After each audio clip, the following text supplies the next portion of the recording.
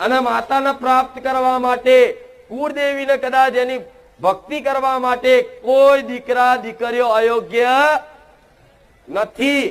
એટલે ક્યારે એવું વિચાર નહીં કરવો કે મારાથી ભક્તિ ના થાય, હું તો આવો નીચ છું, હું તો આવો પાપી છું, આવો અધર્મી છું, મારાથી ભક્તિ ના થાય, મારું કામ ભક્તિ કરવાનું નહીં। આવું કરી અને નિરાશ ના થતા દીકરા દીકરીઓ દરેકને કહીશ, તમારી માં છે ને એની જવાબદારી છે, તમે ગમે તેટલા મેલા હશો ને પણ ચોખ્ખા તમારી માં કરશે।